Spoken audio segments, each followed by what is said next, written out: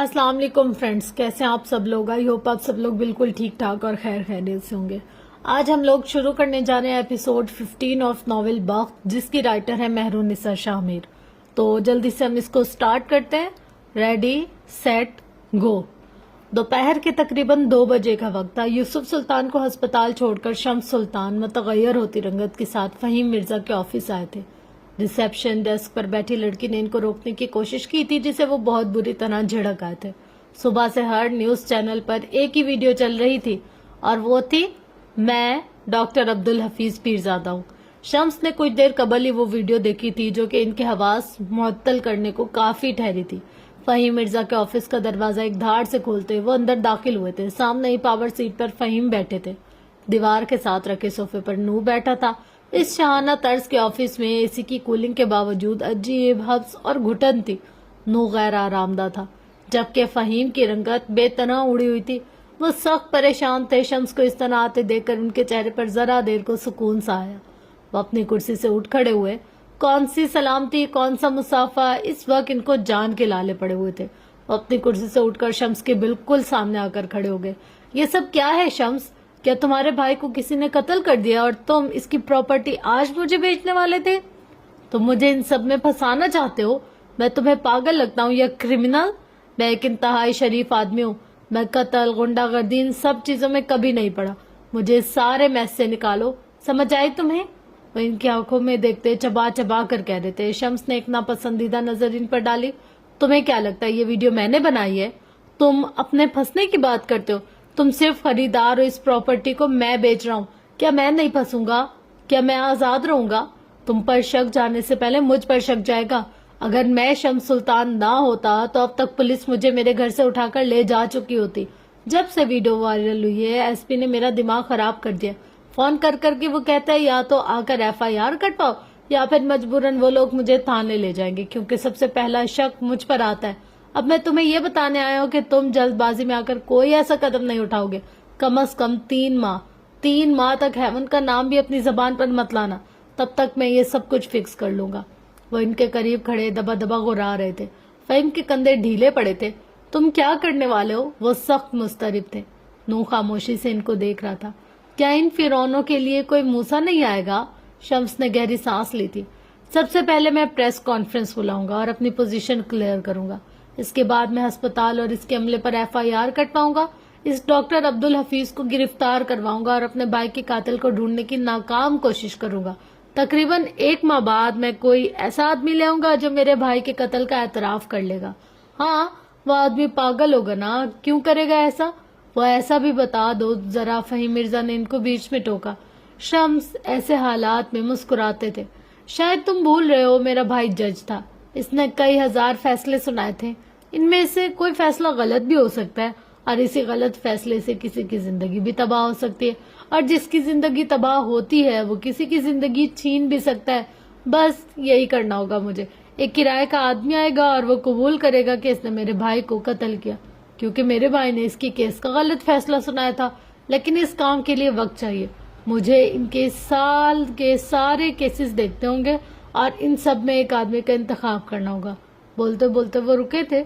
एक नजर फहीम मिर्जा के परेशान चेहरे को देखा, फिर इनके करीब जाकर अपने दोनों हाथ इनके कंधे पर रख दिए। हम दोनों को इस मैच से निकाल लूंगा। मैं सब कुछ फिक्स कर लूंगा। हम दोनों पार्टनर्स हैं। तुम्हारे मसाइल मेरे मसाइल हैं, मेरे मसाइल तुम्हारे मसाइल हैं। हल मैं निकालूं या तुम, फर्क नहीं पड़ता। बस तुमने परेशान नहीं होना, ओके? फहीम मिर्जा अब भी गैर आरामदा थे। तुम ऐसा करो, अपनी भतीजी को भी साथ ले जाओ कॉन्फ्रेंस में। इससे तुम्हारी पोजीशन क्लियर होगी। तुम्हारे ताल्लुकात इससे अच्छे तो है ना? आखिर में उन्होंने सवालिया नजरों से इन्हें देखा था। शम्स की आंखें पुरसोच अंदाज में छोटी हुई थी। मैं इसे साथ ले जाऊंगा, बल्कि मैं ऐसा करता हूँ, इसके अगवा का मुकदमा भी दायर करता हूँ। क्या पता वो सच ही कह रही हो? वो सोचते हुए कह रहे थे, जबकि इनकी इस बात पर फहीम मिर्जा के चेहरे का रंग एकदम बदला था। नूह ने बेजारी से पहलू बदला। यानी तुम मुझ पर मुकदमा करोगे? वो एक एक लफ्ज पर जोर देकर बोले थे। शम्स ने अचंभे से इनको देखा, जबकि फहीम इसी ठंडे लहजे में कहे गए, तुमने कहा हम पार्टनर्स हैं। मेरे मसाइल तुम्हारे मसाइल हैं, लेकिन मैं इस डील में इजाफा कर देता हूँ। अब से मेरे राज तुम्हारे राज है, मेरे जराइम तुम्हारे जराइम है, मेरे गुनाह तुम्हारे गुनाह है। تمہاری بھتیجی کو اس کی شادی کی رات میرے بھانجے نے اغوا کیا تھا. میں نے اور تمہاری بیوی نے ڈیل کی تھی. مجھے بس اس کی شادی کی رات اسے گھر نہیں پہنچنے دینا تھا اور مجھے اس کے بدلے ہیون مل جاتا. میں نے مان لیا، لیکن میرا ہاتھ بس یہیں تک تھا. وہ ایس پی عمر حیات اس سب میں کب اور کیسے شامل ہوا میں نہیں جانتا. اب میرا راز، میرا گناہ اور میرا جرم تمہاری یادداشت میں محفوظ رہنا چاہیے شمس، کیونکہ ہم دونوں پارٹنرز ہیں. وہ شمس کی آنکھوں میں دیکھتے ہوئے ٹھنڈے لہجے میں کہہ رہے تھے، جبکہ شمس سلطان کے کاٹو تو لہو نہیں بدن میں، ان کے جسم کا سارا خون اچڑ گیا تھا. ان کی رنگت متغیر ہو گئی تھی. تم نے میری بھتیجی کو، تمہاری ہمت کیسے ہوئی؟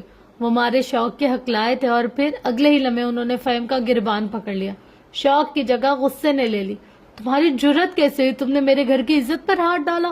تم نے میری معصوم بھتیجی کی عزت خراب کر دی. کیوں کیا تم نے ایسا؟ وہ بری طرح غرا رہے تھے. نو فوراً اپنی جگہ سے اٹھا اور ان دونوں کے درمیان بیچ بچاؤ کرنے لگ گیا. بڑی مشکل سے اس نے شمس کو فہیم سے دور کیا تھا. تم نے مجھے دھوکہ دیا. تم نے اپنے بیٹے اور بھانجے کو بیچ کر میری بھتیجی کو اغوا کروایا. جب میں تمہیں ایک بار کہہ چکا تھا، جب میں نے کہا تھا ہیون تمہیں مل جائے گا، تم نے کیوں کیا ایسا؟ وہ معصوم تھی. او خدایا، اس نے اپنے حق میں کتنی صفائیاں دی. تمہارے بیٹے اور بھانجے نے مل کر اس کی زندگی خراب کر دی. وہ بے بسی بھرے غصے سے بلند آواز میں چلا رہے تھے. فہیم مرزا ناپسندیدہ نظروں سے اس کو دیکھے گئے. میرے بیٹے کا نام مت لو، وہ اس سب کا حصہ نہیں تھا. انہوں نے شمس کو ٹوکا تھا. بکواس بند کرو، وہ پوری قوت سے چلائے تھے. میں نے خود حالے کی شادی کی رات تمہارے بیٹے کو نو کے ساتھ گاڑی میں دیکھا تھا. جب میں اپنی بھتیجی کو ڈھونڈ رہا تھا تب تمہارا بیٹا اور بھانجا دونوں ساتھ تھے. وہ دونوں مجھ سے ملے تھے. میری بھتیجی کے مل جانے کے لیے نیک تمنائیں دے رہے تھے. مجھے ڈاج دینے کی کوشش مت کرو. اپنے بیٹے کو مت ڈھکو، اس کے گھٹیا اعمال مت چھپاؤ. وہ اب چلا نہیں رہے تھے، لیکن ان کے لہجے میں غصہ واضح تھا. فہیم نے شاکی نظروں سے نو کو دیکھا، جیسے کہنے ہو کہہ دو یہ جھوٹ ہے. نو نے شکستگی سے سر جھکا دیا تھا. اس کا جھکا سر شمس کے تمام الزامات کی تائید کر گیا. شمس ابھی کچھ اور کہتے کہ ان کی جیب میں موبائل تھر تھر آیا. پاکٹ سے موبائل نکال کر دیکھا تو ڈی آئی جی کالنگ کے الفاظ جگمگائے تھے. ہاتھ سے مسلتے ہوئے ماتھے کو انہوں نے موبائل کان سے لگایا اور باہر نکل کر جانے لگے. جانے سے پہلے وہ نظروں ہی نظروں میں تمہیں دیکھ لوں گا کہنا نہیں بھولے تھے. ان کے جاتے ہی فہیم جیسے حواس میں آئے تھے وہ نو کی جانب مڑے تھے. ایک دم سے جس دروازے سے شمس گئے تھے وہ اد کھلا تھا. اس اد کھلے دروازے میں نیلے سلک شرٹ پہنے، بال جیل سے جمائے ایک خوش شکل سا نوجوان آ کر کھڑا ہوا. ابھی وہ اندر داخل ہوتا کہ اندر سے آتی آوازوں پر وہ ٹھٹک کر رکا. تم نے یاقوت کو اپنے ساتھ شامل کیا؟ ان کی آواز میں بے یقینی تھی. تم میرے بیٹے کو، تم اسے اس سب میں کیسے گھسیٹ سکتے ہو؟ تم جانتے ہو اس کا انجام کیا ہوگا؟ تم نے مجھ سے پوچھے بغیر یہ قدم اٹھایا کیسے؟ تم نے میرے بیٹے کو ایکسپلائٹ کیا. وہ نو کے سر پر کھڑے بری طرح چلا رہے تھے. میں ملازم ہوں، اس کا جو کہے گا مجھے کرنا ہوگا. یہ آپ نے ہی کہا تھا نا، اس کے راز میرے سینے میں قبر کی طرح محفوظ ہیں. چاہے اس کی خواہش کا احترام میرے لیے ہر چیز سے زیادہ ضروری ہونا چاہیے. یہ بھی آپ ہی نے کہا تھا مجھے. اس کے ساتھ کتے سے زیادہ وفادار، اس کے لیے شیر سے زیادہ طاقتور اور لومڑی سے زیادہ چالاک بننا ہوگا. یہ بھی آپ ہی نے کہا تھا نا مجھے. میں نے بس اپنا فرض نبھایا. اس نے ضد کیا اور مجھے اس کو ساتھ لے جانا پڑا. انکل میں مجبور تھا. اس کا سر ہنزو جھکا ہوا تھا، لہجہ مدھم تھا. تو اپنے الفاظوں سے فہیم مرزا کے غصے کو جھاگ کی طرح بٹھا چکا تھا. اس لڑکی کو ایس پی کی گاڑی میں کس نے ڈالا؟ نو، مجھے یہ بتاؤ. یہ مت کہنا کہ یہ اتفاق تھا یا تم لوگوں نے یہ سب نہیں کیا. مجھے سچ بتاؤ تاکہ میں حفاظت کے لیے کوئی اقدامات کر سکوں. وہ سخت جھنجھلائے ہوئے تھے. دروازے کے پار کھڑا یاقوت ذرا سا مسکرائے تھے. اس کی مسکراہٹ بہت دلکش تھی. اندر نو کہہ رہا تھا اے ایس پی نے یاقوت کی پارٹی پر ریڈ ڈالا تھا. جب ہم پارکنگ میں چھپے بیٹھے تھے تب وہاں عمر حیات کی گاڑی آ گئی. یاقوت نے اپنا بدلہ لینے کے لیے اس لڑکی کو اے ایس پی کی گاڑی میں ڈال دیا. یہ سب اس کی اپنی مرضی تھی. اس نے اپنے دم پر اپنا بدلہ لیا. یاقوت کی اٹھی ہوئی گردن میں جیسے سریا فٹ ہو گیا. اس کا چہرہ جوش سے تمتمانے لگا. اب ڈیٹا کریں گے تعریف. اور پھر تھپڑ کی آواز سارے آفس میں گونجی تھی. فہیم کا بھاری ہاتھ نو کے چہرے پر چھاپ چھوڑ گیا. اس کی آنکھوں میں کوئی تاثر نہیں ابھرا. وہ اسی طرح کھڑا رہا. مجھے بے وقوف سمجھ رکھا ہے تم نے؟ ہاں، گدھا ہوں میں، پاگل ہوں. گالی دی، پھر گالی. تم نے میرے بیٹے کو استعمال کیا، اسے ایس پی کے سامنے لے آئے ہو. تم پر لعنت ہو. تم جھوٹ بولتے ہو. تمہیں لگا میں یاقوت ہوں या जो मैं तुम्हारी बातों में आ जाऊंगा? किसने डाला ये ख्याल इसके जहन में? क्या मैं नहीं जानता? बताओ नू, क्यों किया तुमने ऐसा? वो तुम्हारे भाइयों जैसा है, तुमने इसको इस्तेमाल क्यों किया, धोखा दिया? बोलो। वो गुस्से से पागल होने को थे। दूसरी तरफ याकूत के कान साए साए कर रहे थे। नू इसको धोखा नहीं दे सकता। इसने बेख्तियार नफी में सर हिलाया, अपने दिल पर हाथ रखकर इसको तसल्ली दी, जैसे कह रहा हो देखना अब नू कह देगा ये सब इल्जाम है, वो मेरा भाई है, वो मुझे इस्तेमाल नहीं कर सकता। अब वापस इस अध खुले दरवाजे से अंदर चलते हैं। क्या तुम इस लड़की के इश्क में गिरफ्तार हो? अगर ऐसा है तो बताओ मुझे, अगर ये वजह नहीं है तो मुझे वो वजह बताओ जिसकी बिना पर तुमने अपने ही भाई को धोखा दे दिया। बताना पसंद करोगे नूह मिर्जा? वो गुस्से से सुर्ख चेहरा लिए बड़े ही जब्त से पूछ रहे थे। नूह ने कुछ कहने को लब खोले। याकूत ने अपने दिल पर हाथ की गिरफ्त मजबूत की। फहीम मिर्जा की आंखों में सुर्खियां भर गई। मैं इससे मोहब्बत नहीं करता, मैं नरमीन के अलावा किसी लड़की से मोहब्बत नहीं करता, वो धीमे लहजे में कह रहा था। याकूत सांस रोके इसको सुने गया। हाँ, मैंने याकूत को इस्तेमाल किया, मैंने इसको धोखा दिया, मैंने इसके दिमाग में अपनी बात डाली। इसने धीरे से सर झटक कर इकरार किया। दरवाजे के पार डिजाइनर वेयर पहने, ब्रांडेड जूते और महंगी वॉच पहने खड़े लड़के का दिल बुरी तरह टूटा था। इसकी आंखों में जख्मीपन उतरा था। मैं इस लड़की के साथ बुरा नहीं होने दे सकता था, क्योंकि मुझे हर लड़की में नीरू नजर आती है। नू अब भी बोल रहा था। याकूत इसके साथ जो कुछ करना चाहता था, इसे रोकने के लिए मेरे पास कोई और चारा नहीं था, मुझे ये करना पड़ा। लेकिन इससे याकूत को कोई नुकसान नहीं हुआ, बल्कि वो खुश है। इसे लगता है इसने अपने दम पर अपना बदला लिया, और ये कोई इतनी बड़ी बात नहीं है जिस पर परेशान हुआ जाए। मैं उमर को देख लूंगा, वो कुछ नहीं कर सकता। मैंने सारा काम बहुत सोच समझ कर किया है। आप प्लीज अब इस बात को यहीं दफन कर दे, मैं याकूत को कुछ नहीं होने दूंगा, आप बेफिक्र रहिए। फहीम अब नू से कुछ कह रहे थे, लेकिन याकूत नहीं सुन रहा था। वो जख्मी नजरों से, लड़खड़ाते कदमों और टूटे हुए दिल के साथ वहां से चला गया। इन सब में सबसे ज्यादा तकलीफदा क्या था? जख्मी निगाहें, लड़खड़ाते कदम, या फिर टूटा हुआ दिल? धूप की शिद्दत में कुछ कमी आई। सूरज ने आग बरसाना जरा देर को कम कर दिया, लेकिन हब्स अब भी मौजूद थी। जर्द रंगत के लिबास वाली लड़की की गाड़ी अब उमर के घर में दाखिल हो रही थी। इसके पीछे उमर की गाड़ी आई थी। वो दोनों एक साथ गाड़ी से उतरे थे। अभी वो अंदर जाती जब बख्श भागता हुआ इसके करीब आया। इसके चेहरे पर हमाइयां उड़ी हुई थी। हाले रुक गई। इसके मोबाइल पर उंगलियां चलाता उमर भी रुका। क्या हुआ है? इससे 3 हर्फ में सवाल को समेट दिया। हसन भाई, वो हसन भाई आए हैं, अंदर बैठे आपका इंतजार कर रहे हैं, बड़े गुस्से में, वो घबराए हुए लहजे में कह रहा था। हाले बगैर जवाब दिए अंदर चली गई। उमर इसके साथ गया। डाइनिंग रूम का दरवाजा खोलने पर जो मंजर इनके सामने आया, इसमें वो 16 साला लड़का गैर आरामदा से एक सोफे के कोने पर बैठा था। इसके चेहरे पर जख्म का निशान था, जैसे किसी ने मारा हो। वो सुबह वाले हुलिये में नहीं था। अब इसने सफेद शर्ट्स के साथ सियाह जीन्स पहन रखी थी। सियाह बाल माथे पर गिरे थे। इसकी आंखों में संजीदगी थी, जो कि उमर को देखकर खौफ में बदल गई। मुझे तुमसे बात करनी है हाले, वो तुम पर जोर देकर बोला था, और वो बात हाले से कर रहा था, लेकिन इसकी चुपती नजरें उमर के चेहरे पर जमी थी।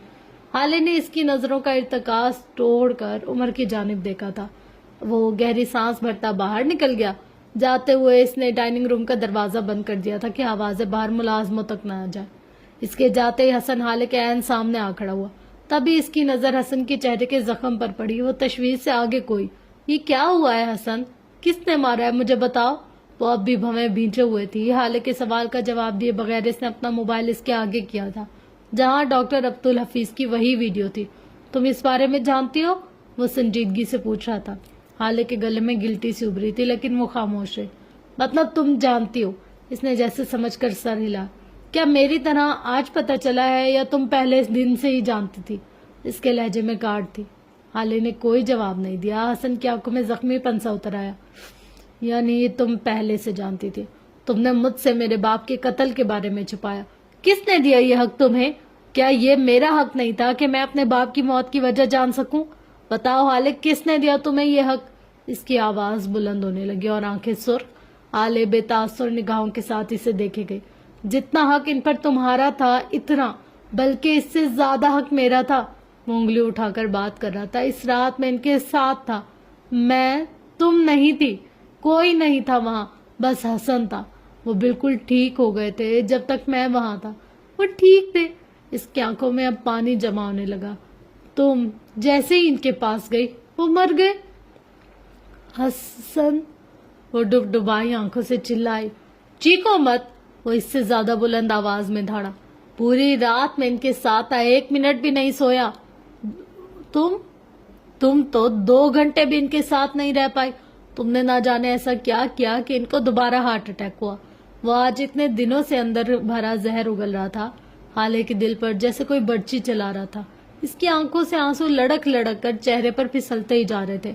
हसन अब भी बोला था, तुम इस दिन भी इनसे नाराज हुई हाले, तुम्हें इनकी बीमारी का भी ख्याल नहीं आया। तुम इस दिन भी खुद गर्ज हो गई।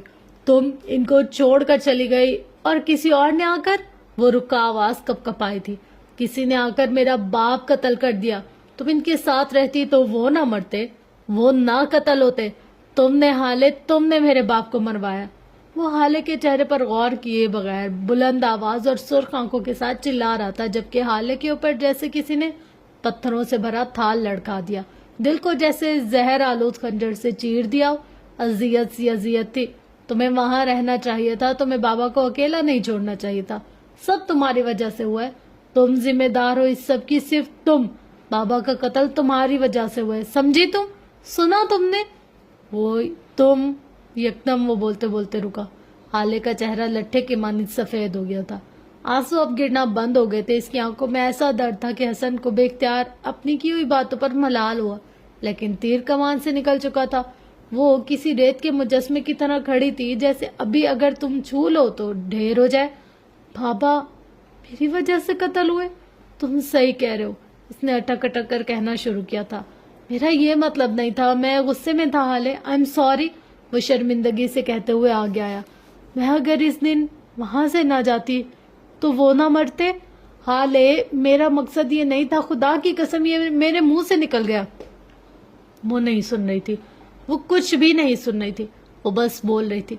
इतने दिनों से मैं खुद को तो तसल्ली दे रही थी, दिलासे दे रही थी कि इस सब में मेरा कोई कसूर नहीं है, लेकिन आज, इसने हिचकी भरी थी, आज तुमने मुझे बता दिया कि मैंने अपने बाप को मरवा दिया। तुम सही कहते हो, वो मेरी वजह से कत्ल हुए, मेरी जिद हट धर्मी की वजह से। चुप हो जाओ हाले, I am sorry, really sorry. मैं बस तकलीफ में था, मुझे तुम पर गुस्सा था। वो अब भी शर्मिंदगी से कह रहा था। मैंने हमेशा अपना सोचा, मैंने इस दिन भी बस अपना सोचा, अपना। मैंने बाबा की तकलीफ नहीं देखी, मैंने इनको अकेला छोड़ दिया। हसन खामोशी से होंठ काटते हुए इसको सुने गया। तुम चले जाओ हसन, जाओ, मेरी वजह से तुम्हारा नुकसान हो गया। अगर सोचा जाए तो मेरा नुकसान सबसे ज्यादा बड़ा है, लेकिन it's okay, I am fine and I am sorry. मैंने तुम्हारी हैप्पी फैमिली खराब कर दी, लेकिन अगर देखा जाए तो मैं भी इसका हिस्सा थी। खैर मेरा क्या है। वो तंजिया सी मुस्कुराई थी। तुम जाओ हसन, यहाँ से चले जाओ प्लीज। इसके रुके हुए आंसू एक बार फिर फिसल फिसल कर इसके चेहरे पर गिरने लगे थे। हसन कुछ कहने को लबवाक कर रहा था, फिर खामोशी से लंबे लंबे ढक बढ़ता वहां से निकल गया। पीछे हाले थी और इसकी गहरी नींद से झंझोड़ कर जगाया गया गिल्ट। वो कहती थी वो मलका है, आज जिससे लगा था वो तो कनीज भी नहीं। सफाई का मौका तो इनको भी दिया जाता है। अब अगर ड्राइंग रूम से बाहर निकलकर सारा घर लताड़ कर उमर के बंगले के बाहर आओ तो हसन हारे हुए कदमों से बाहर निकल रहा था, जब अपने सामने खड़े उमर को देखकर इसके कदम जंजीर हुए। 2 साल पहले की बात है, तुम 14 साल के थे, तब वो कहते हुए इसके करीब आ रहा था। मैं और तुम्हारे बाबा एक कैफे में कॉफी पी रहे थे। हसन का पूरा वजूद कान बन गया। बातों बातों में तुम्हारी बात आई। मुझे याद है इस वक्त जज साहब के चेहरे पर एक फख्र सा आया था। उन्होंने मुझसे कहा था, उमर हाले मुझे सारी दुनिया से ज्यादा अजीज है, मैं इसे सारा वक्त अपने साथ रखता हूँ, लेकिन इसकी सारी आदतें या तो यूसुफ सुल्तान जैसी या फिर नगीन जैसी। लेकिन मेरा बेटा हसन वो बिल्कुल मेरे जैसा है।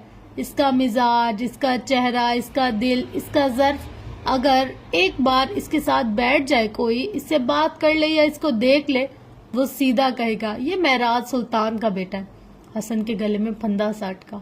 वो हसन के सामने खड़ा नर्म लहजे में कह रहा था। मैंने इनसे पूछा आप ऐसा कैसे कह सकते हैं, अभी तो हसन सिर्फ 14 साल का है। तब वो मुस्कुराए। मैंने इनको हाले के जिक्र पर भी वैसा मुस्कुराते नहीं देखा था। उन्होंने कहा कि हसन का दिल खुला है, वो बड़े दिल का है, वो बिल्कुल बेनियाज है। वो अगर कहीं चैरिटी करे तो इस बात का जिक्र खुद से भी नहीं करता, इस रकम या चीज के बारे में दोबारा नहीं सोचता। کہ کاش کم دیتا یا زیادہ دے دیتا. حالے ایسے نہیں ہے، وہ دے تو دیتی ہے لیکن بعد میں سوچتی بہت ہے. نیکی کا بار بار ذکر چاہے وہ خود سے ہی کیوں نہ ہو انسان کو مغرور کر دیتا ہے. وہ ذرا دیر کو چپ ہوا. حسن نے آنکھیں اٹھا کر اس کو دیکھا جیسے کہہ رہا بولتے رہو پلیز. عمر نے بولنا پھر شروع کیا. انہوں نے کہا میرا حسن اپنی بہن کے لیے دنیا کا سب سے بہترین بھائی ہے. وہ اس کو اتنا تنگ کرتا ہے کہ حالے رونے جیسی ہو جاتی ہے، لیکن جب بھی اس کے ساتھ کوئی مسئلہ ہو، کوئی پریشانی ہو، وہ حالے کے ساتھ ہوتا ہے. وہ خود جتنا مرضی اس سے لڑے، لیکن جب بھی فروا حالے سے کچھ کہتی ہے حسن فوراً سے پہلے دادا جان کو بتا آتا ہے کہ فروا کا منہ وہی بند کر سکتے ہیں. وہ کسی غیر کے سامنے اپنی بہن سے نہیں لڑتا، نہ کسی کو ایک لفظ کہنے دیتا ہے. انہوں نے کہا جب وہ دونوں لڑتے ہیں تو میں ان دونوں کو جب سزا دیتا ہوں تو ہمیشہ حالے کو دی ہوئی سزا حسن خود پر لے لیتا ہے. وہ اپنی بہن کو کسی چیز کا قصوروار نہیں ٹھہراتا، اس کی ہوئی غلطی کا بھی نہیں. آج لگتا ہے انہوں نے جھوٹ کہا تھا. حسن کے چہرے پر جیسے جوتا پڑا تھا. تم نے اپنی بہن کو سب کے سامنے ذلیل کیا، یہاں تک کہ گھر کے ملازمین نے بھی تمہاری آوازیں سنی. حسن کا سر جھک گیا. وہ نرم لہجے والا شخص اب بھی کہہ رہا تھا تم اس کی سزا اپنے سر لے لیتے. آج تم نے اسے اس قصور کی سزا دی جو اس نے کیا بھی نہیں تھا. تم اسے پریشان نہیں دیکھ سکتے تھے نا. آج تم نے اسے آدھا مار دیا. حسن اس کی جھکی گردن مزید جھکنے لگی. آنکھوں کا گلابی پن بڑھتا جا رہا تھا. تم تو اس کو دوسروں سے پروٹیکٹ کرتے تھے، آج تم نے خود اس کو غیر محفوظ کر دیا. اس کی اپنی نظروں میں وہ خود سے خوف کھائے گی. تم تو اس پہ فروا کی باتوں کو برداشت نہیں کرتے تھے، آج کے بعد تو گھر کے ملازمین بھی اس کے بارے میں بات کریں گے.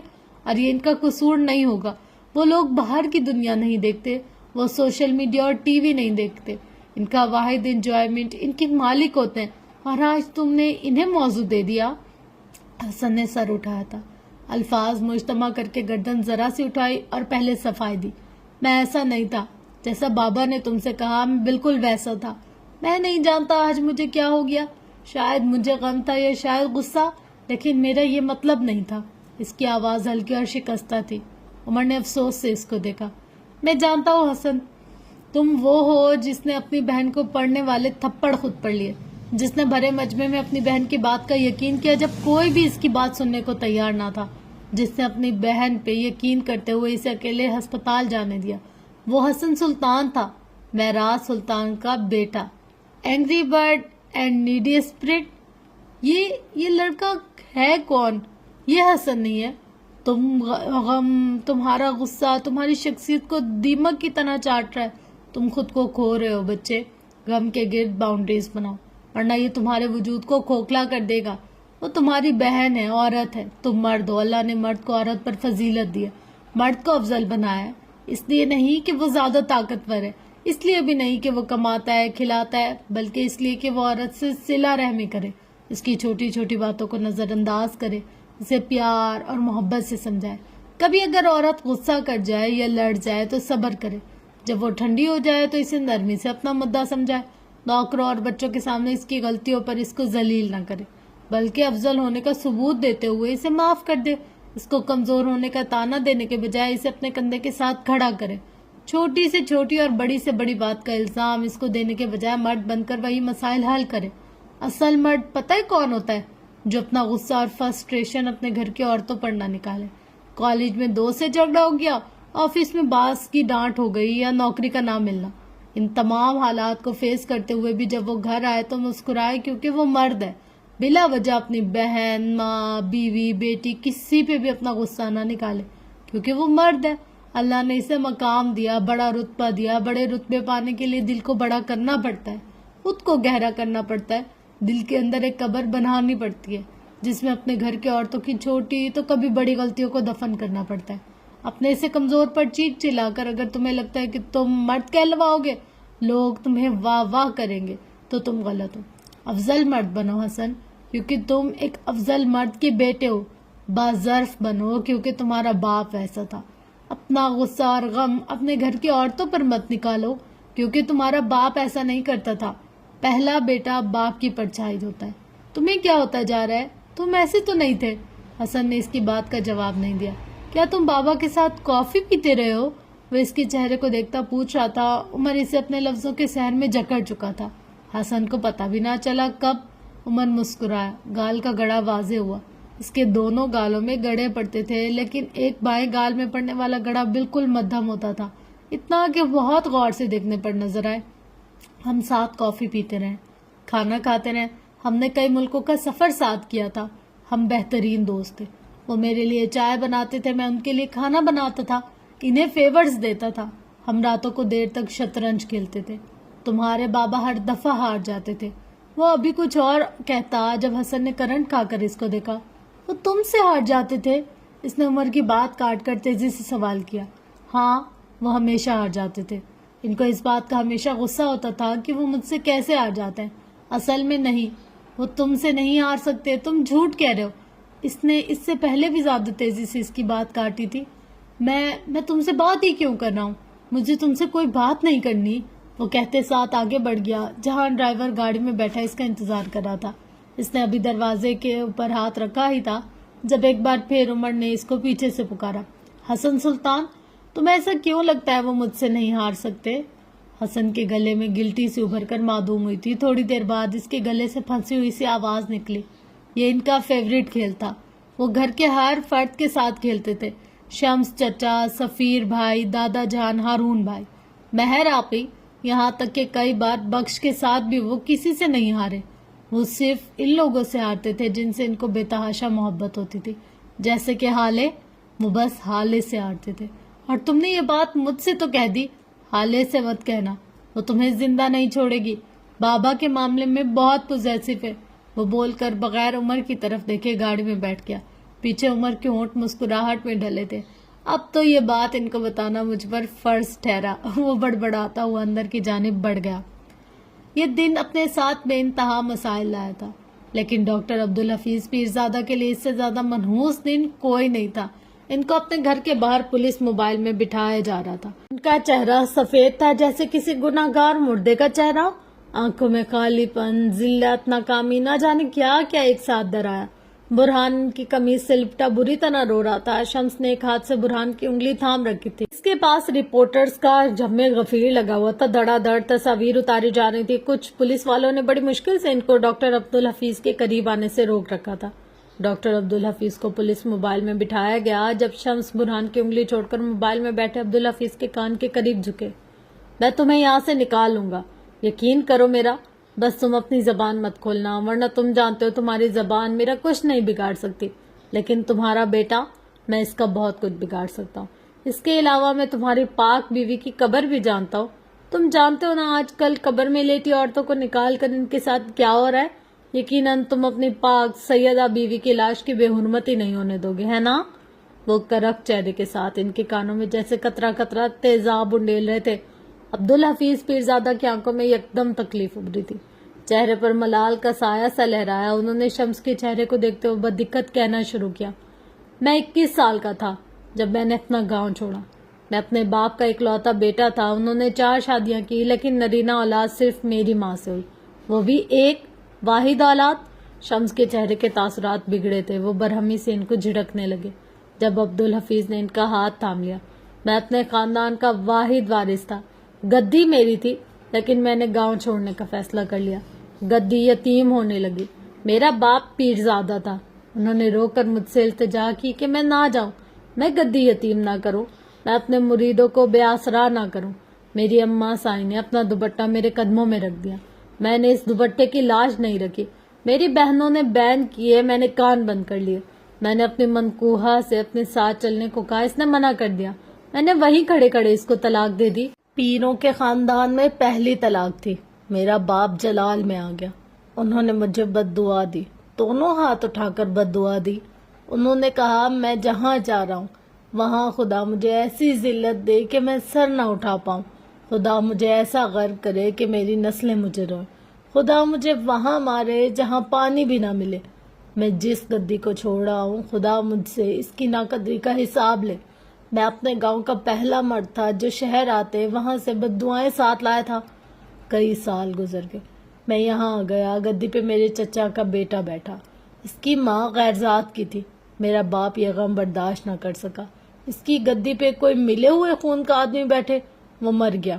مرنے سے پہلے لوگوں نے اس سے کہا وہ اپنی بد دعا واپس لے لے، شاید ان کا اپنا دل بھی پسیجا تھا، تبھی انہوں نے بد دعا واپس لے لی، لیکن انہوں نے کہا حفیظ سے کہنا کبھی بھی اللہ کے کسی بہت قریبی بندے کا دل نہ دکھائے، ساری دنیا کے فراڈ کر لے لیکن اپنی وجہ سے کسی مریض کو مرنے مت دے، اپنے کام کے ساتھ بے وفائی نہ کرے، بددیانتی نہ کرے، کیونکہ اگر کر دی تو اگلے دن کا پانی بھی نصیب نہیں ہوگا اس کو۔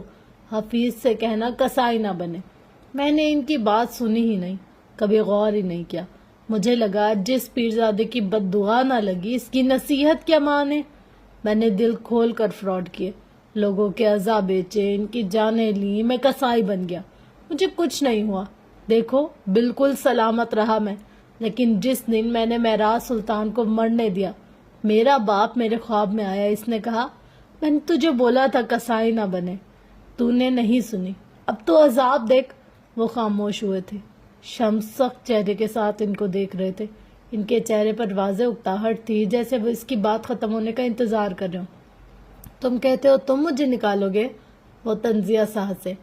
میں ایک بوڑھے پیرزادے کی بد دعا لے کر آیا ہوں، میں اپنی ماں کے دوپٹے پر پیر رکھ کر آیا ہوں، میں اپنی بہنوں کو ساری زندگی کا غم دے کر آیا ہوں، میں ایک پاک بی بی کو طلاق دے کر اس کی ذات سوالیہ نشان بنا کر آیا ہوں، میں گدی پر ایک غیر ذات کے آدمی کو بٹھا کر گدی کی بے حرمتی کر کے آیا ہوں، میں حویلیاں اجاڑ کر آیا ہوں۔ شمس سلطان، مجھے یہاں سے اب کوئی نہیں نکال سکتا، خدا نے مجھے ایسی جگہ مارا جہاں مجھے پانی بھی نہیں ملا، میں ایسا غرق ہوا ہوں کہ اب واپسی کا کوئی راستہ نہیں، میں ایسی ذلت دیکھ رہا ہوں کہ اب کبھی سر نہیں اٹھا سکوں گا۔ مجھے لگا تھا بد دعائیں اگر وقت لگائیں تو وہ زائل ہو جاتی ہے، مجھے نہیں پتا تھا بد دعا اگر وقت لے تو وہ زیادہ قوت سے ماری جاتی ہے، اس نے مجھے مار دیا۔ تم پریشان مت ہو، میں منہ نہیں کھولوں گا، مصیبت پڑنے پر دوست کو اس میں گھسیٹ لینا یہ پیروں کا شیوا نہیں ہے، بس میرے برہان کو میری حقیقت مت بتانا۔ وہ دل گرفتگی سے کہہ کر رخ موڑ گئے۔ شمس پیچھے ہٹ گئے تھے، البتہ ان کے چہرے سے صاف ظاہر تھا کہ اس تقریر کا ان پر کوئی خاطر خواہ اثر نہیں ہوا۔ انہوں نے برہان کا ہاتھ ایک بار پھر تھام لیا۔ برہان کو روتے دیکھ کر ڈاکٹر عبدالحفیظ بنا آواز کے بڑبڑائے، آئی لوزڈ یو، میں نے تمہیں کھو دیا۔ پولیس موبائل آگے بڑھ گئی، روتا بلکتا بچہ پیچھے رہ گیا۔ انتقام کے چکر میں ہمیشہ بچے ہی رل جاتے ہیں۔ میوزک کا بے ہنگم شور، نازیبا لباس پہنے رقص کرتے لڑکے لڑکیاں، کچھ نشے میں جھولتے اور کچھ اسی طرح نشے میں جھومتے، کو بے قرار نوجوان لڑکے لڑکیاں۔ یہ منظر تھا شہر کے بہت بڑے اور مہنگے کلب کا۔ تم اگر ذرا اپنی نظریں گھماؤ تو سامنے ہی بار ٹینڈر کے سامنے اسٹول پر تمہیں یاقوت مرزا بیٹھا ہوا نظر آئے گا، ناک سے سفید پاؤڈر کو اپنے اندر اتارتا اور پھر گردن پیچھے پھینک کر جیسے اندر تک سکون اترتا ہوا محسوس کرتا، پھر سیدھا ہوتا، ایک دو گھونٹ مہنگی وائن حلق میں انڈیلتا۔ اس کی آنکھیں گلابی ہو رہی تھی، ناک سرخ، چہرے پر پھیلا رنج۔ آج اس کے قریب کوئی لڑکی نہیں تھی، تھوڑی تھوڑی دیر بعد اگر کوئی لڑکی قریب آتی بھی تو وہ اس کو بری طرح جھٹک کر دور کرتا۔ آج اس کا غم بہت بڑا تھا۔ دفتن ایک ڈھیلی شرٹ اور پینٹ پہنے ہوئے لڑکا اس کے قریب دوسرے اسٹول پر آ کر بیٹھا۔ اس نے غور سے یاقوت کو دیکھا اور پھر اس کے ہاتھ سے وائن کا گلاس لے کر اپنے ہاتھ میں پکڑا اور دوسرے ہاتھ سے اس کا ہاتھ پکڑ کر اٹھایا۔ یاقوت نے کوئی مزاحمت نہیں کی، وہ اس کے ساتھ کھنچتا چلا گیا۔ اس کے قدم لڑکھڑا رہے تھے، نسبتاً ایک سنسان گوشے میں آ کر کیس نے اس کا ہاتھ چھوڑ دیا تھا۔ یہاں میوزک کا شور قدرے کم تھا۔ اب بتاؤ کس بات کا سوگ منا رہے ہو؟ وہ صبا اتنی بھی خوبصورت نہیں ہے جو تم اس کے درد میں خود کو ہی ختم کر دو۔ چلی گئی ہے نا، 10 اور لے آؤ۔ مر کیوں رہے ہو؟ وہ اب بہت غصے سے اس کو جھڑک رہا تھا۔ کیس افندی یاقوت کا بیسٹ فرینڈ تھا، دونوں ہر وقت ہی ساتھ نظر آتے تھے۔ نو کے بعد وہ اپنی سب باتیں کیس سے کہہ سکتا تھا۔ اس وقت بھی کلب میں بیٹھے اس کے کچھ جاننے والوں نے کیس کو کال کر کے بلایا تھا۔ بات یہ نہیں ہے، یاقوت نے شکستگی سے سر جھکا لیا اور پھر آہستہ آہستہ ساری بات اسے کہہ سنائی۔ کیا نو اس لڑکی میں انوالوڈ ہے؟ ساری کہانی سننے کے بعد اس نے بس یہی تبصرہ کیا، نہیں ایسا کچھ نہیں ہے۔ اچھا تو پھر کیا نو کی کوئی گرل فرینڈ یا منگیتر ہے؟ وہ سوچتے ہوئے کہہ رہا تھا۔ کیا بکواس کر رہے ہو تم، وہ ان کاموں میں نہیں پڑتا۔ اور ان سب باتوں کا مقصد کیا ہے؟ وہ جھنجھلایا تھا۔ بدلہ، ہم اس سے بدلہ لیں گے۔ اس نے تمہیں ایک غیر لڑکی کی عزت بچانے کے لیے استعمال کیا نا، اب تم اس کی کسی بہت عزیز اور بہت محبوب لڑکی پر قبضہ کر لو، اس کے ساتھ وہی کرو جو تمہیں اس حالے کے ساتھ کرنا تھا۔ اور وہ اسے بچا نہیں سکے گا. پھر دیکھو کیسے تڑپتا ہے نو. اس کی ہمت کیسے ہوئی تمہیں استعمال کرنے کی؟ تم یاقوت مرزا ہو، کوئی عام آدمی نہیں. یہاں بیٹھ کر رونے سے بہتر ہے اپنا بدلہ لو. نوح کو بتاؤ کہ تم استعمال ہوئے بغیر بھی اپنا انتقام لے سکتے ہو. مرد بنو یاقوت، مرد. وہ اپنے حساب سے ایک سچا دوست ہونے کا ثبوت دے رہا تھا. اس کی کوئی گرل فرینڈ نہیں ہے، اس کی زندگی میں کوئی لڑکی نہیں ہے. وہ یاقوت بولتے بولتے رکا.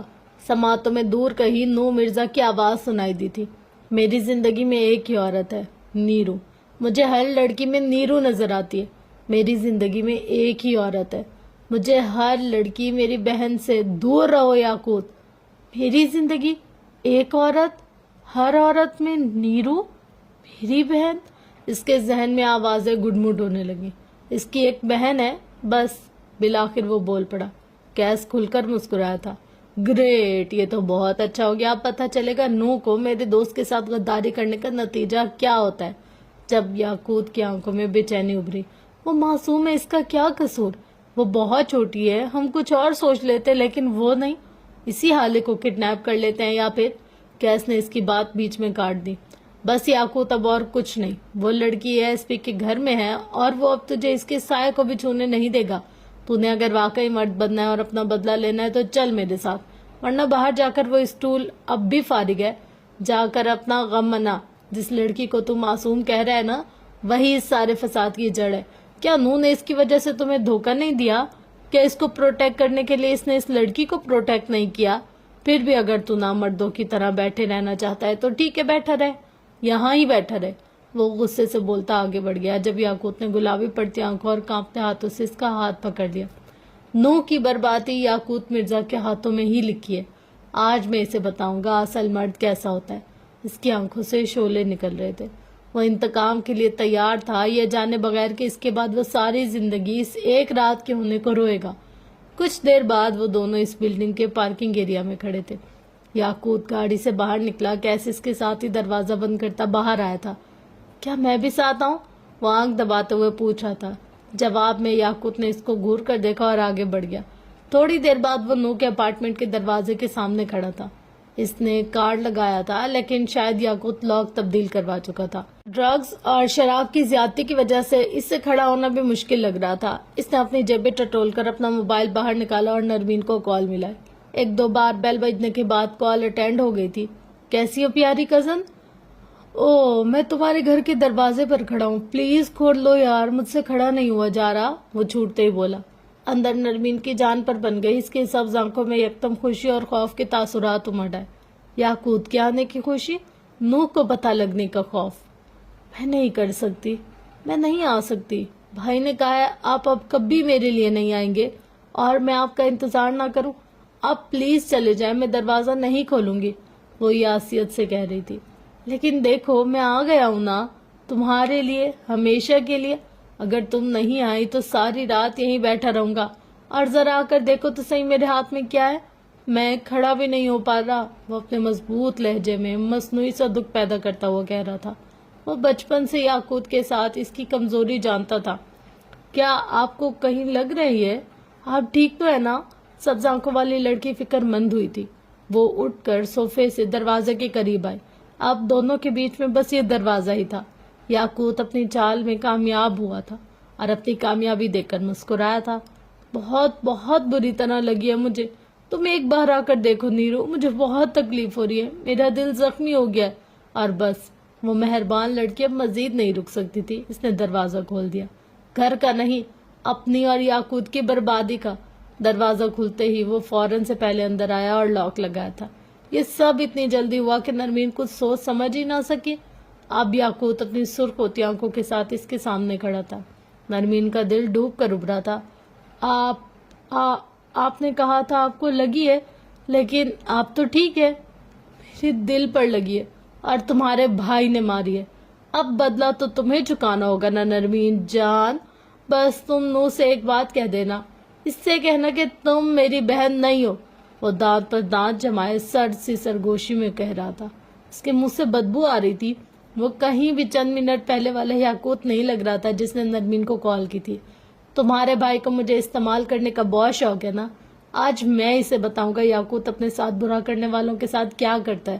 تم سوچ رہی ہوگی اس سب میں تمہارا کیا قصور، تو میں تمہیں بتاتا ہوں کہ ہر فساد کی جڑ تم ہو، سارے مسائل تمہاری ذات سے جڑے ہیں، آج سب مسائل ختم ہو جائیں گے۔ وہ اس کے قریب آتے ہوئے کہہ رہا تھا، نرمین کے جسم سے جیسے کسی نے روح کھینچ لی ہو۔ اس نے پیچھے قدم موڑے تھے لیکن اب فرار کی ہر راہ ختم ہو گئی تھی۔ آج کے بعد سے اس کی ساری زندگی اندھیر ہونے والی تھی۔ زندگی تو یاقوت مرزا کی بھی تاریک ہونے والی تھی، لیکن ابھی وہ اس بات سے واقف نہیں تھا۔ 3 گھنٹے بعد وہ اسی گاڑی میں بیٹھا تھا، ریلیکسڈ سا، تھکا ہوا اور کچھ بے چین سا۔ شرٹ کے اوپری 2 بٹن کھلے ہوئے تھے۔ اس کے ساتھ والی سیٹ پر کیس بیٹھا تھا۔ اس نے فون کان سے لگا رکھا تھا۔ جی آفیسر، جی میں اسی بلڈنگ سے بات کر رہا ہوں، یہاں اپارٹمنٹ نمبر 105 میں ایک لڑکی کے ساتھ زیادتی ہوئی ہے۔ اس میں کچھ آوازیں سن کر یہاں آیا ہوں۔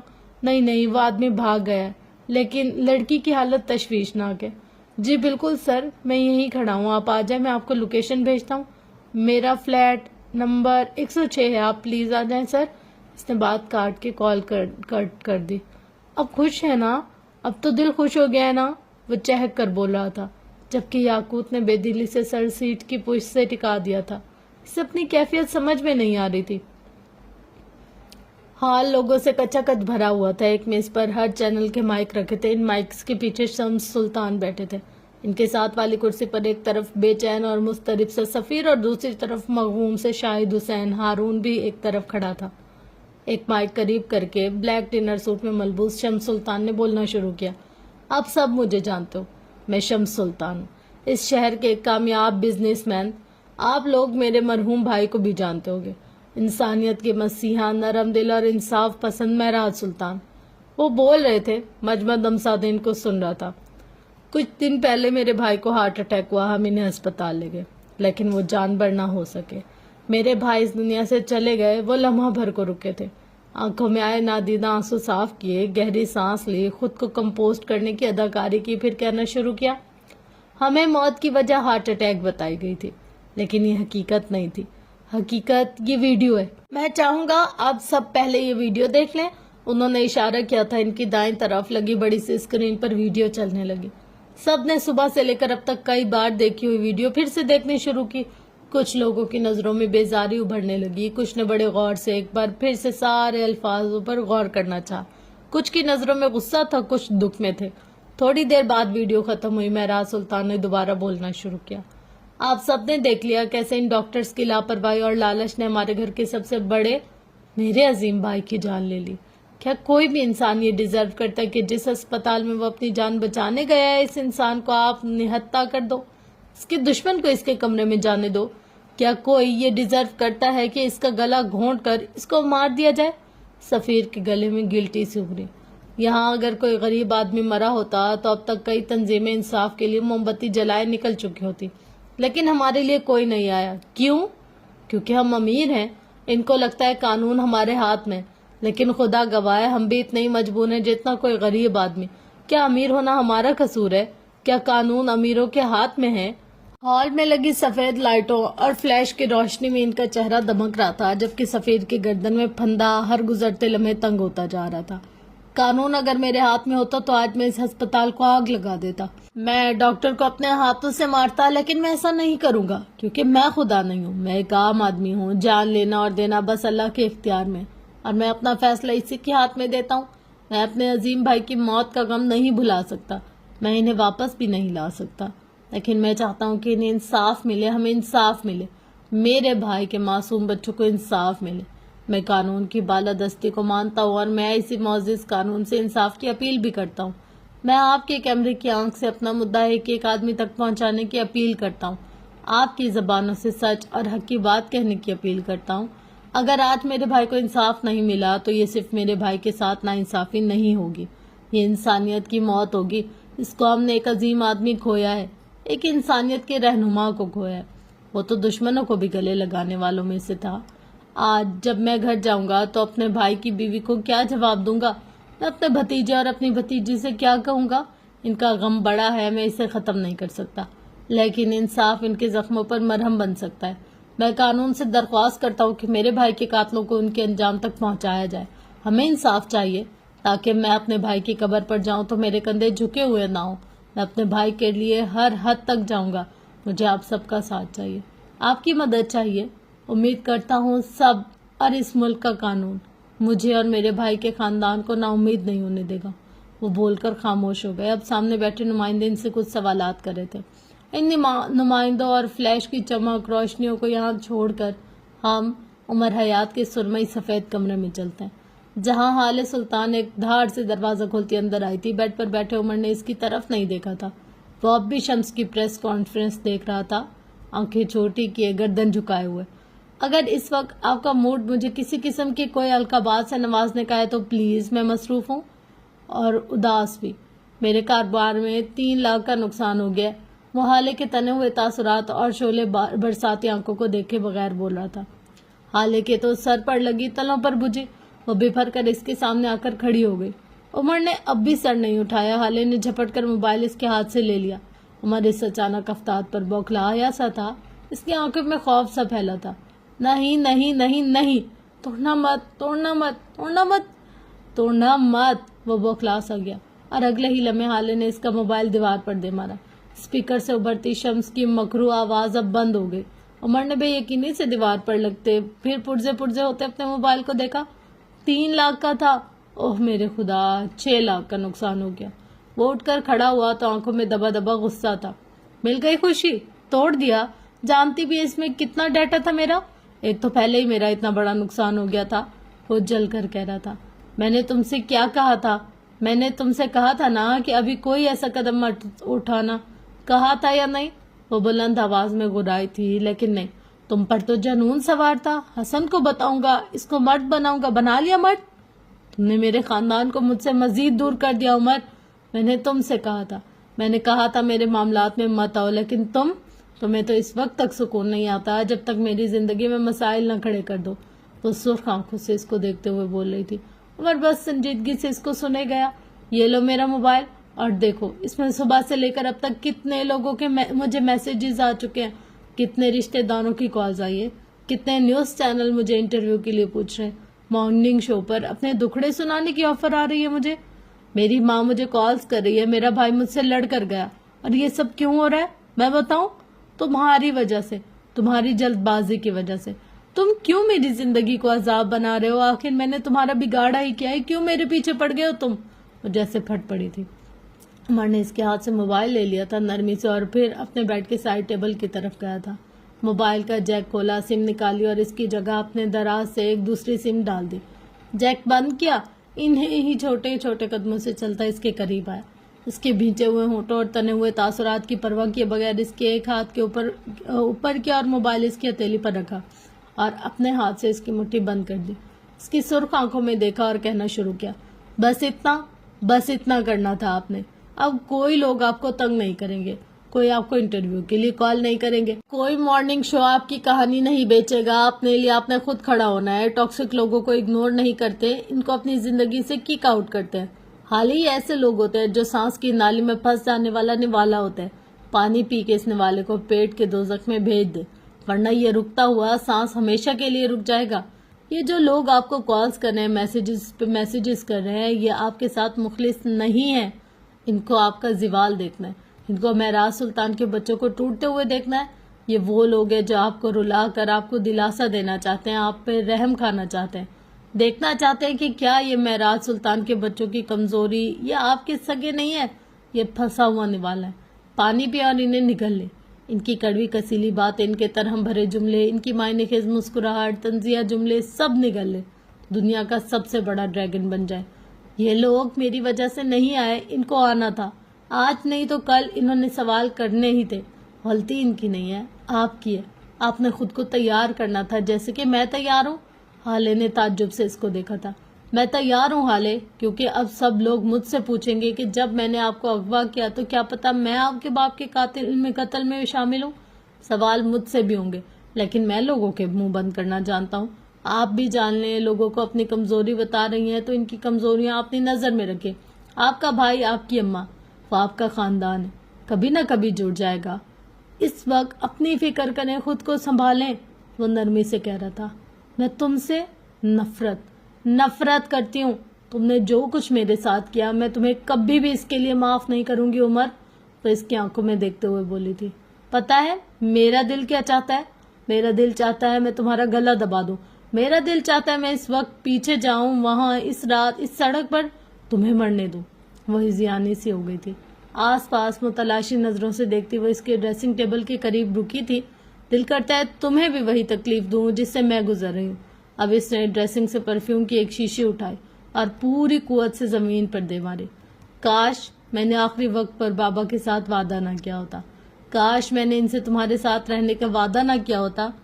2 شیشیاں اور اٹھا کر نیچے پھینکی تھی۔ عمر لب بھینچے خاموشی سے اس کو دیکھتا رہا۔ حلق میں پھنسا ہوا والا وہ لوگ نہیں، تم ہو عمر، تم۔ کاش تم کبھی میری زندگی میں نہ آئے ہوتے، کاش تم کبھی بابا سے نہ ملے ہوتے، کاش میں نے اس دن تم سے نکاح نہ کیا ہوتا۔ وہ بولتی جا رہی تھی اور ڈریسنگ پر پڑا سامان زمین پر پھینکتی جا رہی تھی۔ تم کہتے ہو میرا خاندان جڑ جائے گا؟ اس نے ایک اور شیشی اٹھائی تھی۔ عمر کا سانس اٹک گیا۔ وہ فوراً تیزی سے اس کو پکار اٹھا، اسے مت پھینکیے گا، یہ مجھے میری ماں نے دیا ہے، پلیز۔ اس سے پہلے کہ وہ اس شیشے کو پھینکتی اس کا ہاتھ ہوا میں معلق رہ گیا۔ وہ چند لمحے سخت نظروں سے اس کو دیکھتی رہی، قدم بڑھائے، اس کے قریب آ کر رکی، اس کی آنکھوں میں دیکھا اور پھر اپنی پوری قوت سے اس شیشے کو عمر کے پیر کے قریب زمین پر دے مارا۔ شیشی کرچی کرچی ہو گئی، کچھ کانچ حالے کے پیر پر لگا، کچھ عمر کے۔ کمرے میں یکدم خوشبو سی پھیل گئی، پہلے والے سارے پرفیومز کی خوشبو اس کے مقابلے میں کچھ بھی نہیں تھی۔ سارا کمرہ معطر ہو گیا۔ عمر کا دل اس شیشی کے ساتھ ٹوٹا تھا۔ میرا خاندان اس طرح ٹوٹ گیا جیسے یہ شیشی۔ تم اس کو نہیں جوڑ سکتے نا، کیونکہ اگر جوڑو گے تو ہاتھ زخمی ہو جائیں گے، لیکن ہاتھ میں کچھ آئے گا نہیں۔ اسی طرح میں اپنا خاندان جوڑوں گی تو میری روح زخمی ہو جائے گی، لیکن ہاتھ کچھ نہیں آئے گا۔ وہ گلابی ہوتی آنکھوں سے کہہ رہی تھی، اس کے لہجے میں دکھ تھا، تکلیف تھی۔ یہ خوشبو محسوس کر رہے ہو نا؟ میرے اور میرے خاندان کے درمیان بدگمانی بھی اسی خوشبو کی طرح پھیل گئی ہے۔ کیا تم اس خوشبو کو پھیلنے سے روک سکتے ہو؟ نہیں نا، اسی طرح میں بدگمانی کو پھیلنے سے نہیں روک سکتی۔ اپنی محبوب چیز کو کھونے کا غم تم بھی محسوس کرو عمر، تمہیں بھی پتہ چلے خاندان کیا ہے۔ وہ ٹوٹے تو تکلیف کیسے ہوتی ہے۔ تنفر سے کہہ کر آنسو ابلتی آنکھوں کو صاف کر کر وہ باہر نکل گئی۔ وہ اس کے بولنے کی پرواہ کیے بغیر نیچے بیٹھ گیا۔ حالے کے پیر کے اوپر والی جلد پر 1-2 شیشے کے ٹکڑے لگے تھے۔ اس نے ایک ٹکڑا نکالنا چاہا، حالے نے اپنا پیر کھینچنا چاہا۔ عمر نے گریف سک کر دی۔ چھوڑو مجھے، وہ غرائی تھی۔ مجھے تکلیف دے کر مرہم رکھو گے تو کیا میرا دل تم سے صاف ہو جائے گا؟ ایسا نہیں ہوگا عمر، وہ زور زور سے روتے ہوئے بول رہی تھی۔ ساتھ ایک بار پھر پیر پر اکڑنا چاہا۔ خاموشی سے کھڑی رہیں ورنہ بہت برا پیش آؤں گا، اس نے بیٹھے بیٹھے دھمکی دی۔ ایک ٹکڑا نکالا، اس کے ساتھ ذرا سا خون نکلا۔ میں نے تمہیں خون دیا تھا، میں نے تمہاری جان بچائی تھی، لیکن تم نے میرے ساتھ کیا کیا؟ وہ مخموم سی کہے جا رہی تھی۔ وہ اب بھی جھکا ہوا اس کے پیر سے شیشے کا ٹکڑا نکال رہا تھا۔ اس بار زیادہ خون نکلا۔ اس کے لبوں سے بے اختیار کی آواز نکلی۔ وہ اٹھ کھڑا ہوا، حالے کے عین سامنے اس کی آنکھوں میں اسپاٹ پن تھا۔ میری ماں اور میرے درمیان بہت فاصلے ہیں، وہ ٹھہر ٹھہر کر لفظ جوڑ جوڑ کر بولا تھا۔ ایسے فاصلے جنہیں ہم چاہ کر بھی ختم نہیں کر سکتے۔ ہم دونوں کو جوڑنے کے لیے ایک آدمی تھا اور چند چیزیں۔ وہ رکا، پھر بولنا شروع کیا۔ آدمی مر گیا، میں نے اس کو مارنے والوں کے ساتھ کیا کیا آپ آج دیکھ چکی ہوں گی۔ میں چیزیں توڑنے والوں کے ساتھ کیا کروں گا یہ مجھے بتانے کی ضرورت نہیں ہے۔ آپ کی اس حرکت نے میرا دماغ بری طرح گھما دیا۔ اس سے پہلے کہ میں آپ کو کوئی سخت لفظ کہوں یہاں سے چلی جائے، وہ چبا چبا کر سرد سی سرگوشی میں کہہ رہا تھا۔ حالے کو پہلی دفعہ اس سے خوف محسوس ہوا، لیکن بظاہر گردن اکڑائے رکھی۔ میں ڈرتی نہیں ہوں تم سے، دھمکیاں انہیں دینا جن کو تم سے خوف آتا ہو، وہ لٹ مار انداز میں بولی۔ عمر نے سمجھنے والے انداز میں سر ہلا دیا۔ نہیں، آپ نہیں ڈرتی، میں ڈرتا ہوں، اپنے قہر سے، اپنے الٹے دماغ سے ڈرتا ہوں۔ آپ کی جگہ کوئی اور ہوتا تو میں اسے اس وقت بتا چکا ہوتا کہ میری محبوب چیز توڑنے کا انجام کیا ہوتا ہے۔ اصل مسئلہ یہی ہے، میں آپ کو کچھ کہہ نہیں سکتا، اس لیے بہتر ہوگا اس وقت یہاں سے جائیں۔ اور ہاں، بات اگر خون دینے کی ہے تو کبھی کسی زمانے کسی وقت میں نے بھی آپ کو خون دیا ہے، کب کہاں کیوں یہ پتہ لگا لیں۔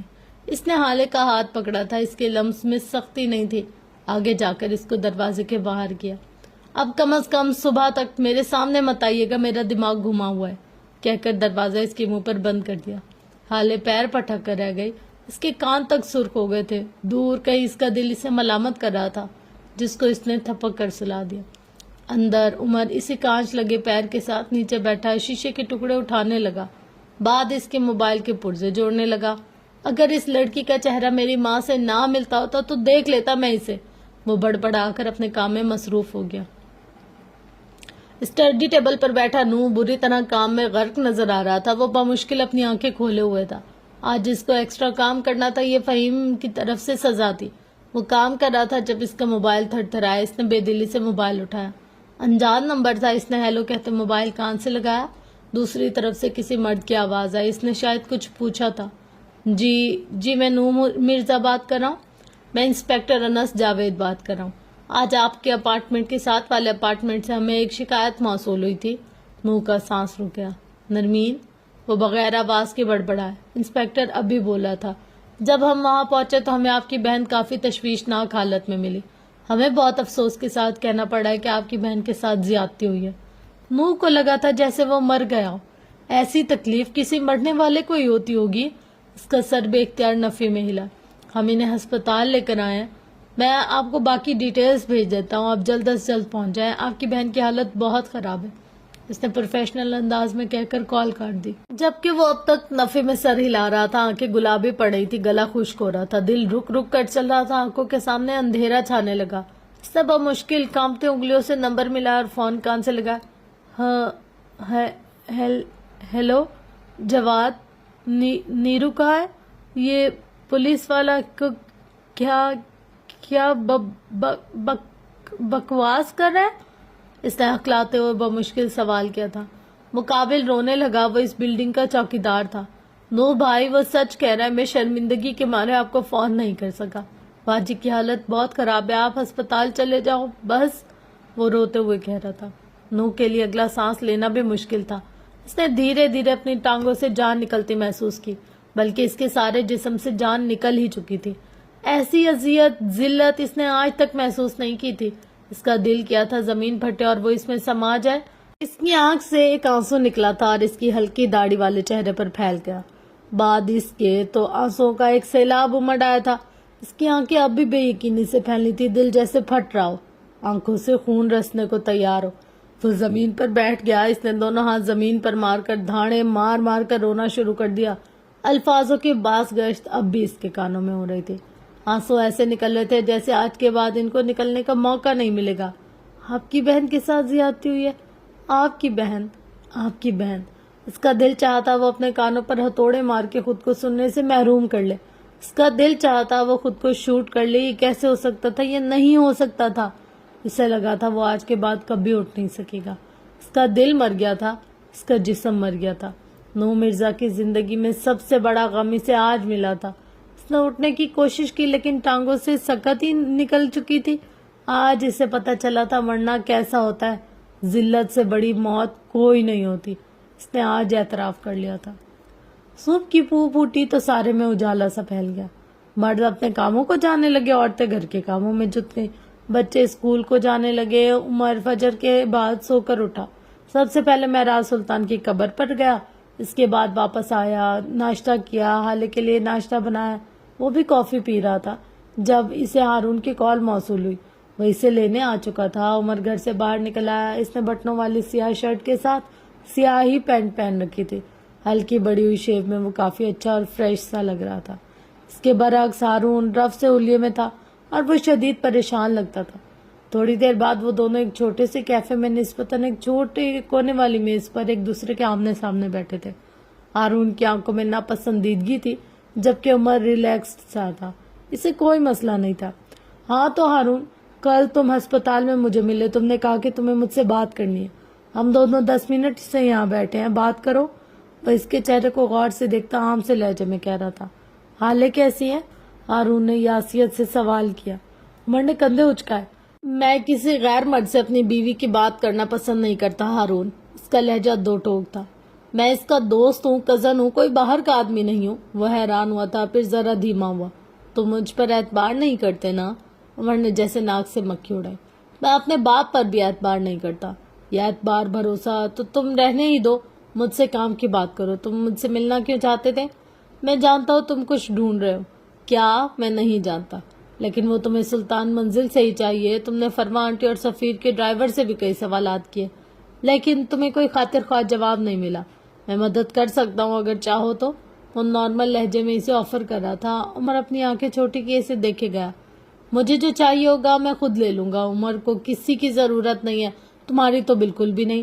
تم نے میری بیوی کے ساتھ جو کچھ کیا میں بھولا نہیں ہوں. مجھے لگتا ہے ہماری ملاقات ختم ہو چکی ہے. میں چلتا ہوں. عمر اٹھ کھڑا ہوا تھا. کیا تم نے واقعی حالے کو اغوا کیا تھا؟ ہارون نے تیزی سے سوال کیا تھا. عمر رک گیا. اگر میں کہوں نہیں تو کیا تم یقین کر لو گے؟ اس کا انداز چیلنجنگ تھا. ہاں میں کر لوں گا. عمر نے سر جھٹکا تھا جیسے اس کی بات کو مذاق میں اڑایا ہو. میں اس دن ہسپتال واپس آیا تھا عمر. ہارون اس کی طرف دیکھ کر بولا. عمر کی آنکھوں میں تعجب ابھرا. ہارون کہے گیا اس دن جب حالے اور میں تم سے مل کر واپس گئے میں تھوڑی دیر بعد پھر ہسپتال آیا تھا. میں وہاں آیا تھا عمر. تم وہاں نہیں تھے. تم جا چکے تھے. میں نے تمہارا بل نہیں دیا تھا. تمہارے پاس تمہارا والیٹ نہیں تھا. تم نے بل کیسے دیا؟ تم نے ڈاکٹر کو دھمکایا تھا. میں یہ بات اسی دن جان گیا تھا. میں نے حالے سے کچھ نہیں کہا لیکن میں یہ جان گیا تھا کہ تم کوئی عام آدمی نہیں ہو. عمر دھیرے سے کرسی پر بیٹھ گیا. ہارون بول رہا تھا. میں نے اس دن مال میں بھی تمہیں دیکھا تھا. تب نہیں جب تم حالے سے بات کر رہے تھے. تب جب تم نے اس آدمی کو اریسٹ کروایا. وہ ایک سیریل کلر تھا ہے نا؟ عمر نے اس کی جانب دیکھتے ہوئے پوچھا تھا. عمر نے کوئی جواب نہیں دیا. مرد اس عورت کا دل کبھی خود سے خراب نہیں ہونے دیتا جس سے وہ محبت کرتا ہو. ان سب باتوں کا مقصد صرف یہ ہے کہ تم نے اگر حالے کو اغوا کیا ہوتا تو کم از کم ساری رات اسے اپنی گاڑی میں نہ رکھتے. تم کچے کام نہیں کر سکتے. تم کوئی اور ہی آدمی ہو. پرفیکشن تمہارے کام کا حصہ ہے. میں پہلے دن سے جانتا ہوں حالے کو اغوا تم نے نہیں کیا. میرا دل گواہی دیتا ہے تم نے یہ نہیں کیا. سب تم مجھے بتاؤ تمہیں کیا چاہیے. میں مدد کروں گا کیونکہ میں کر سکتا ہوں. اس کا لہجہ سادہ تھا. آج کے زمانے میں دل کی گواہی کون سنتا ہے؟ عمر نے جیسے طنز کیا تھا. ہارون مسکرایا. اس کے سامنے چہرے پر ہلکی دھوپ پڑ رہی تھی. گرے آنکھیں چمک رہی تھی. میں آرٹسٹ آدمی ہوں. ہم لوگ دل کی گواہیاں مانتے ہیں. جو فتویٰ دل نے دے دیا وہ ہمارے لیے آخری ہوتا ہے. دماغ استعمال بہت کم ہوتا ہے ہمارا. یہاں عمر کی آنکھوں میں مشتبہ انداز میں ایک عجیب سی لہر آئی. اور تم میری مدد کیوں کرو گے؟ بدلے میں تمہیں کیا چاہیے؟ میں تمہارے لیے کچھ نہیں کر رہا. میں حالے کے لیے کر رہا ہوں. میں اس کو اداس نہیں دیکھ سکتا. میں ہمیشہ اس سے کہتا آیا ہوں کہ اگر ساری دنیا بھی اس کو چھوڑ دے تو ہارون شاید اس کے ساتھ ہوگا. کچھ دن پہلے جب اس نے مجھے خود سے الگ کیا تو مجھے لگا اب ہارون شاید کبھی اس کے ساتھ نہیں ہو سکتا. لیکن میں غلط تھا. اب مجھے سمجھ آ گیا. میرا مقصد حالے کی خوشی ہے. حالے کی مدد ہے. اور اس کے لیے ہارون شاہد کو حالے سلطان کے پہلو میں کھڑے ہونے کی ضرورت نہیں ہے. میں دنیا کے آخری کونے میں بھی کھڑا ہوں پھر بھی اس کے لیے سب کچھ کر سکتا ہوں. وہ مجھے اپنے ساتھ رکھے یا نہ رکھے تو میں اس کے ساتھ ہمیشہ ہوں. ساتھ کھڑے صرف جسم ہوتے ہیں. جو دور رہ کر بھی آپ کا سوچے اس کا دل آپ سے جڑا ہوتا ہے. ہم دوست ہیں. کبھی نہ کبھی کسی نہ کسی اچھے وقت میں ہم ٹھیک ہو جائیں گے. لیکن میں اس کی مصیبت اور غم میں اس کے ساتھ نہ رہا تو ساری زندگی اس سے نظر نہیں ملا سکوں گا.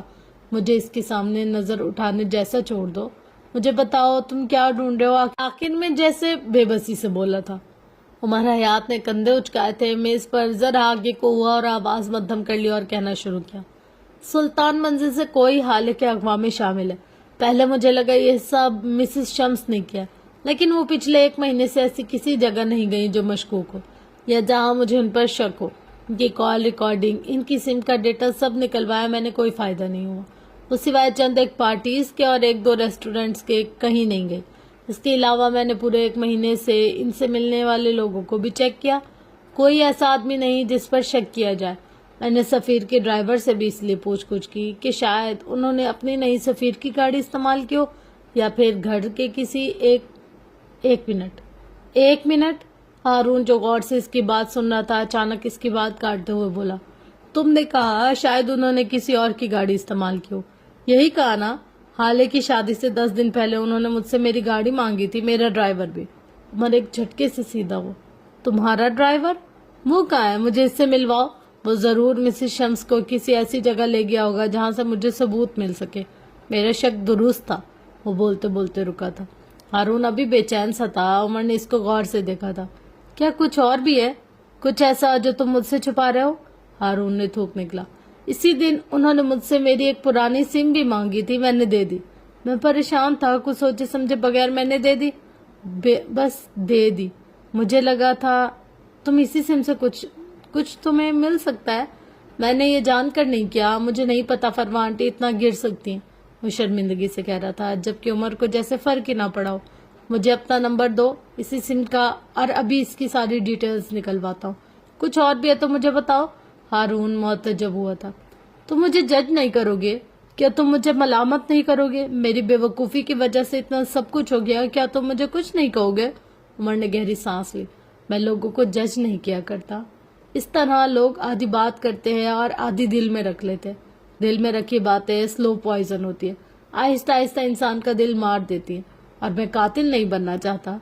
वो बोलकर खामोश रहा तो हारून ने अजीब नजरों से इसको देखा। क्या हाल है और तुम अलग हो जाओगे? उसके लहजे में कुछ था कि उमर बेख्तियार इसे देखे गया। ये लड़का सफीर जैसा नहीं था, ये अलग था, बहुत अलग। इसके लहजे में मुखलिसी थी। मैं इन्हें कभी खुद से अलग नहीं होने दूंगा। मैं हमेशा यही चाहूंगा कि वो मेरे साथ रहे, चाहे जिन हालात में सही। हमारा निकाह हो गया है और मैं इसे निभाने की पूरी कोशिश करूंगा।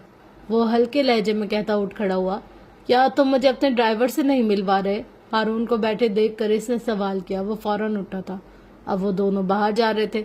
सियाह आंखें चमक रही थी, सुरमई आंखों में उदासी थी। तो फ्रेंड्स, फाइनली अब जाके ना ये खुल रहे हैं राज। पता है मुझे ना आज के एपिसोड में सबसे ज्यादा अजीब सीन क्या लगा? यार, माँ बाप ना बहुत हमारा कोई एक ऐसा हिस्सा होते हैं जिसके बारे में हम थोड़ा भी बर्दाश्त नहीं कर सकते। जब भाले ने उसकी अम्मा का परफ्यूम फेंका ना, तो मुझे लगा यार इसने ये बहुत गलत किया, इसको ये नहीं करना चाहिए था।